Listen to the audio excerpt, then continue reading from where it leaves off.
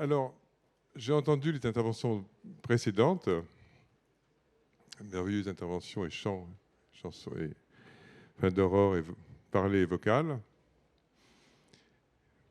S'agissant de la SSM, je crois qu'il y a tout ce qui a été dit sur le lien avec les industries culturelles et créatives et la French Touch, ce à quoi Nicolas et la BPI contribuent tant. Eh ben, c'est évidemment quelque chose donc d'essentiel et on est par définition totalement partie prenante. Je parle avec joie Nicolas. Et Nicolas, on a maintes fois parlé ensemble et avec beaucoup parmi vous. Et maintenant, au fond, je ne suis pas très convaincu que c'est une bonne idée de parler de ce dont je vais vous parler. Parce qu'en écoutant ce qui a été dit, je me suis dit, mais c'est pas un bon plan là. Donc, à côté de ça, il faut aussi des ruptures, il faut de la disruption en toutes circonstances. Et je vais introduire, avec un certain plaisir, une parenthèse de lourdeur. Alors, Juliette tu m'avais dit un coup de gueule. Alors, j'ai dit finalement un coup de pression. Un coup de pression. Alors, pourquoi un coup de pression? C'est pas moi qui ai l'idée d'un coup de pression, c'est parce que oui, il y a une pression, c'est lié au développement durable et aux questions environnementales. Mais je n'ai pas eu cette idée, mais c'est un de mes collègues qui m'a dit prends coup de pression. Alors je dis pourquoi? Parce que l'unité de mesure de la pression, c'est le pascal, et donc c'est cohérent. Je dis d'accord, on y va. Voilà.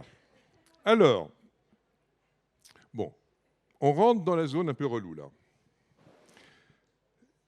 Les enjeux de développement durable, je vais ici parce que j'ai 10 minutes et je viens par mes prolégomènes, des gens dont on se met 2,5, sont évidemment absolument impératifs, ils sont plus que considérables. Il y a un impératif écologique qui s'impose à nous. Et bien sûr, notamment environnemental, et notamment carbone, pas que carbone, il y a tous les enjeux d'économie circulaire, etc., etc. Pourquoi est-ce qu'il y a un problème? Pourquoi est-ce qu'il y a un problème? Parce que pour résoudre des difficultés, il faut que les données soient claires, il faut que les informations soient claires. Donc, premier point, les informations ne sont pas très claires, il y a un énorme problème d'information.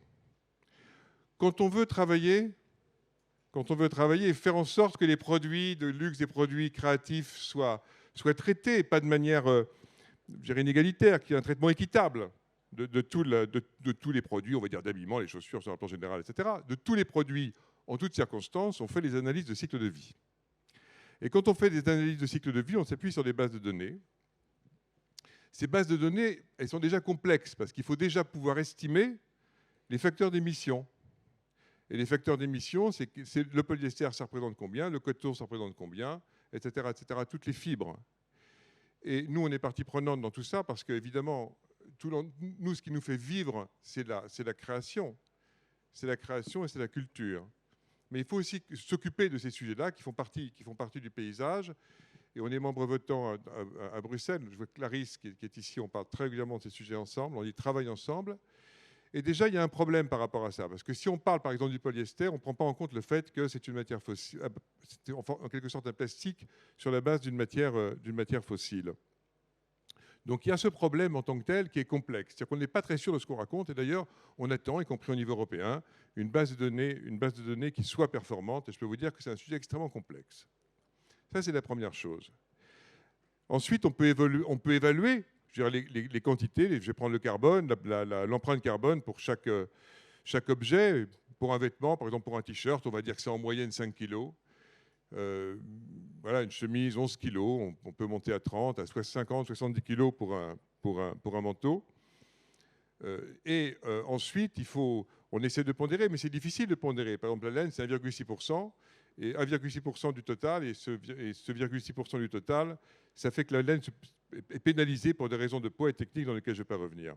Pourquoi est-ce que je dis tout ça? Parce que le problème de fond, c'est les volumes. Il y a bien sûr la question de la durabilité.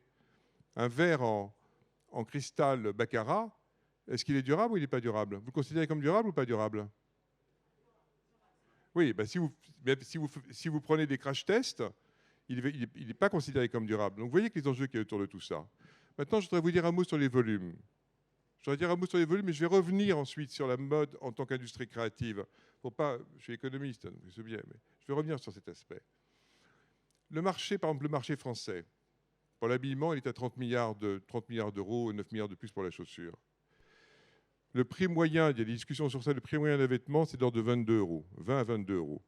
Et chaque Français, on va dire de plus de 15 ans, achète à peu près 25 vêtements par an. Et on est sur un nombre de pièces approximativement pour l'habillement de 1,4 milliard. Et c'est en gros 3%, enfin le Made in France, c'est 3% de l'ensemble. Mais si on raisonne au niveau européen, au niveau mondial, on est sur des chiffres absolument gigantesques. Au niveau européen, on est sur 300 milliards d'euros ou de dollars maintenant de chiffre d'affaires global, de global turnover. Voilà. Au niveau mondial, on est à 1,5 trillion. 1,5 trillion pour les vêtements et 1,5 trillion pour les vêtements, on rajoute 350 trillions pour les chaussures.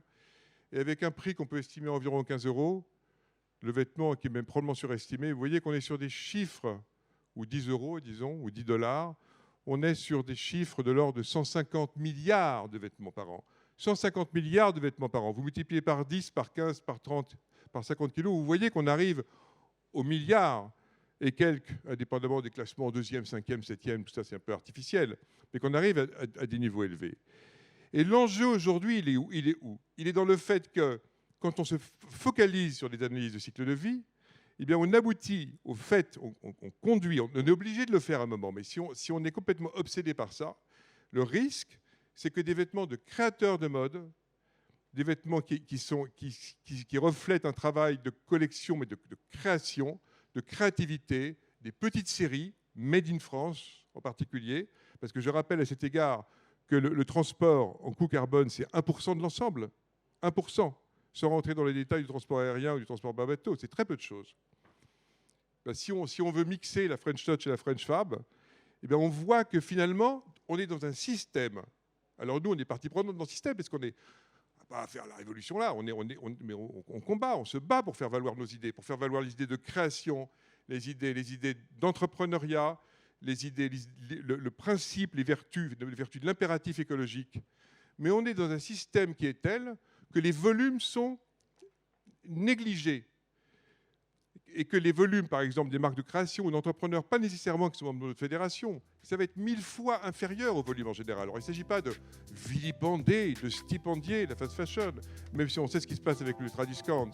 Mais il s'agit d'être lucide sur ça. L'enjeu, c'est la réduction des volumes. Tout ce qui va, c'est pas de la politique commerciale. J'entends la musique, c'est cool, parce qu'il y a un peu d'électro sur mon propos, ça permet d'être vaguement moins lourd, ce que je viens de te dire à l'instant. Mais ce n'est pas les enjeux de politique commerciale qui vont se mixer à de la politique environnementale, etc. L'enjeu, c'est la conscientisation de la réduction des volumes pour le triomphe de la création, de la créativité et des industries culturelles et créatives et de la French Touch. Merci.